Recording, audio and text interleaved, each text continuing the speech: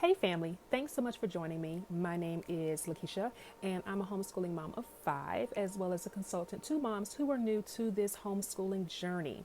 One of my favorite things to do is arts and crafts. So in this video, I'm sharing with you my process in creating my very own tucked headboard.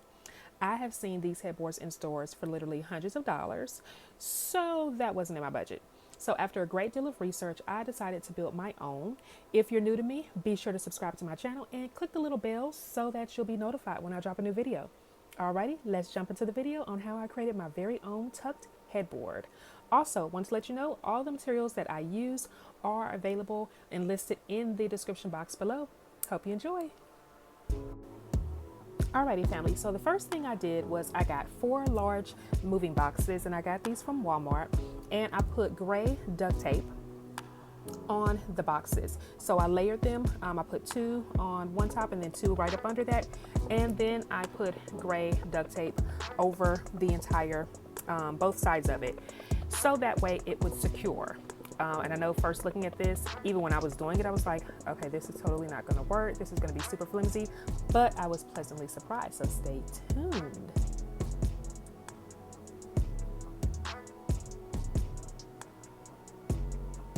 And as you can see, I totally got smart with it. Had just started tucking one side as far as the tape and then waiting to do the other side. See, just like that.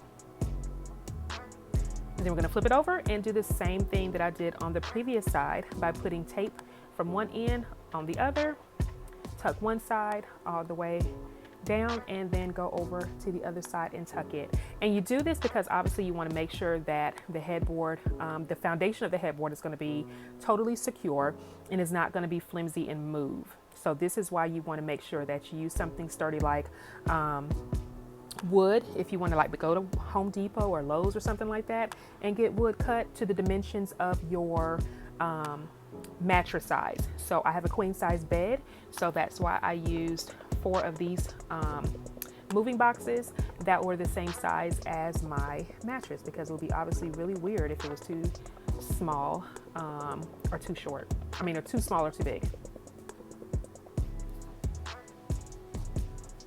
So the next thing I am doing is taking my, what is this called? The Mainstays Memory Foam Mattress Topper. Again, you get this based on your mattress size. I have a queen size bed, so I got a queen size covering. And basically what you're going to do is this is going to be the cushion of your headboard. So you want to make sure that it's going to be super soft when you lean up against it. So I got 2 of these, and so I'm doing the first one where I am putting it on there, and then I'm going to cut along the excess and take all of that off, like so, like that. And I'm going all the way down, and then going to do the other side, going all the way up. Let me adjust the camera real quick.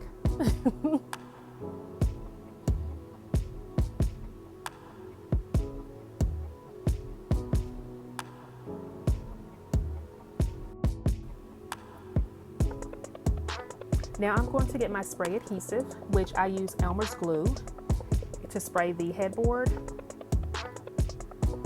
so that way I'm able to secure the mattress topper onto there, and that way it won't slip and move as I am leaning up against the headboard, or if I move it like from another room or move my bed around, anything like that, it won't fall apart. And I'm going to flip it over, and I'm going to use my staple gun, and I am going to staple the excess from the top and the bottom to the board, so that way again it is secure.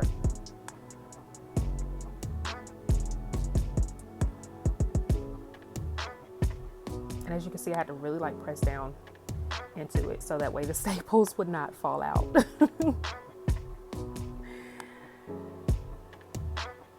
Awesome. And so now I am going to put my second foam mattress topper on, because again, I want my headboard to be soft and cushiony, and I don't want it to be super thin. So I'm getting another one, same size as before, the queen size.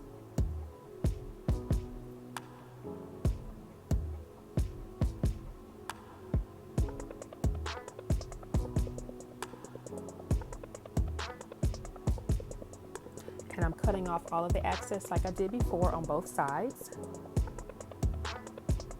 And so that way I can know what I'm doing. It was easier for me just to lay it up under the headboard as opposed to on top. So that way I wouldn't cut too much.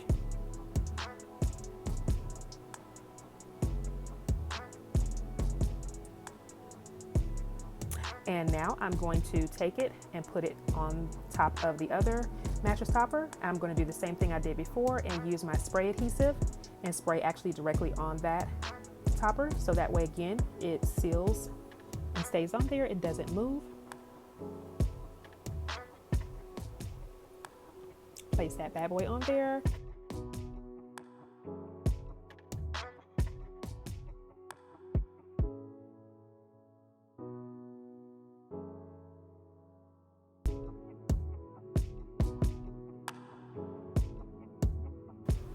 Okay, so now I am getting my Poly-Fil Loft quilt batting that I'm going to use. And again, this adds another layer of thickness to the headboard. And I got a queen size, again, for the size of my headboard based off the size of my mattress. And putting that over it.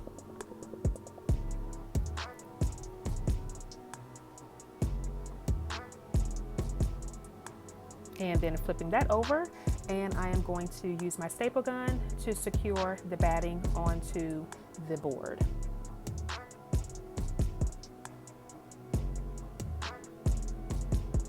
Time to refill. You will definitely go through staples with this project.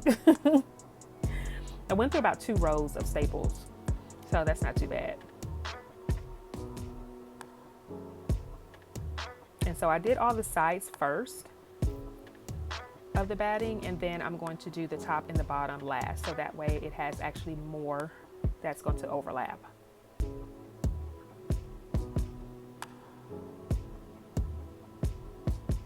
And do not be modest with the staples. Use as many as you need to, because again, you want this bad boy to last for years to come.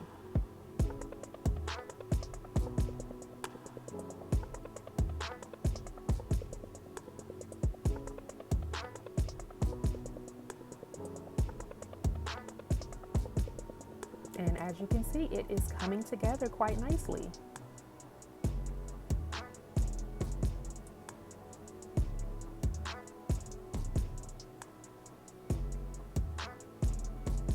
Alrighty, look at that.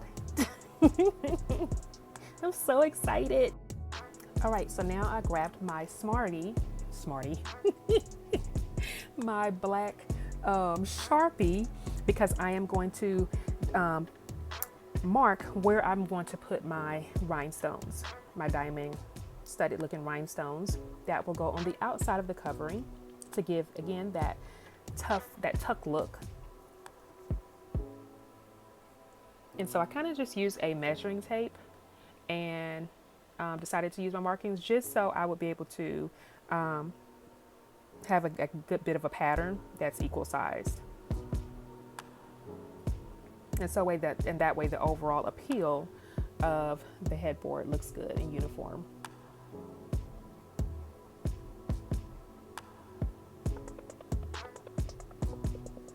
And now the tedious part, which was to cut holes inside of the board. So cutting through not only the batting, but also the 2 mattress toppers into the actual board itself. And because when I first did this, I was going to use string to kind of pull it through, but I decided against that. And instead I will be using wooden screws.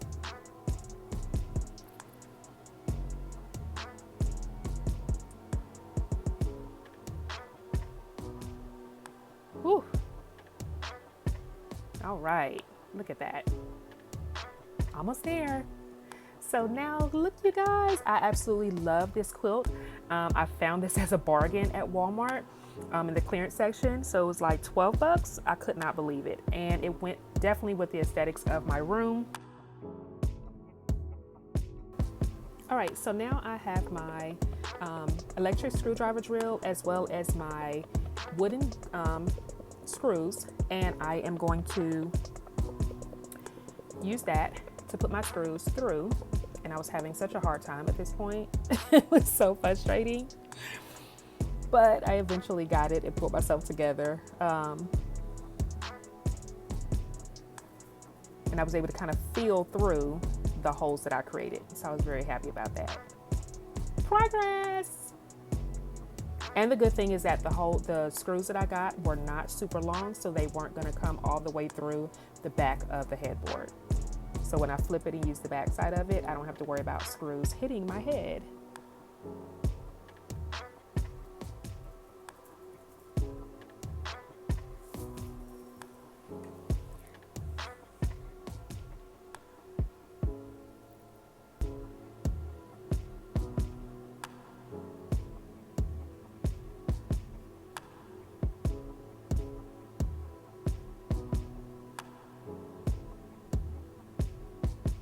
And this was actually probably the most fun part of this entire project. Because as you can see, I was starting to see the tuck. And I was like, oh my gosh, it's working!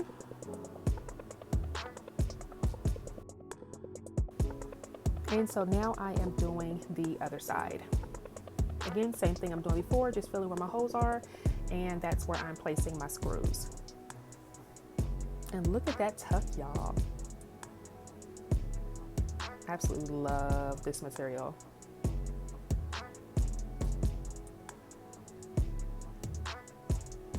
It's like a beautiful suede material, and it's super, super soft. And I absolutely love silver.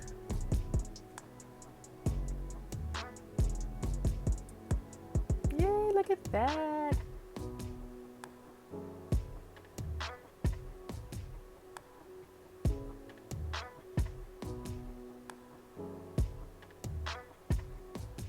Then when we got to this point, I started to see where I wanted to add a couple more tucks, so I kind of freestyled it.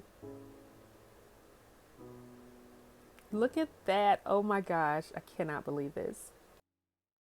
Okay, y'all, before I move on, I totally was not able to show how I secured the back side of the headboard because my phone went dead. So all I did was the same thing that I did before when I had secured the batting. It was the same thing I did with the covering, is that I just secured it and then I used my staple gun to secure it to the back. I'll be showing you what the back looks like, but unfortunately I was not able to record how I stapled that on there. But again, it's the same way as I did before with the quilt batting. All right, back to it. All right, you guys, so I'm using the Podge liquid adhesive to secure my Swarovski looking rhinestones that I wanted to put on the headboard. Looking back, I wish I had have used a hot glue gun because this was probably the longest part of the entire project because I had to wait for this to dry for almost an hour, but it finally did. All right, you guys, here's what the back of the headboard looks like. I absolutely love this. And again, I can always turn and use the back side if I wanted to. And now the final results. When I tell you guys, I absolutely love my headboard. And then what I did was, because the quilt that I had purchased came with pillowcases, I just put those on the wall. And I painted my I guess those bookshelf pieces on both sides of my bed and use some contact paper to put on the sides of it, and just to give it a whole nice cohesive look. So this was definitely a labor of love project, but I am incredibly happy with the results. So let me know in the comments what you guys think.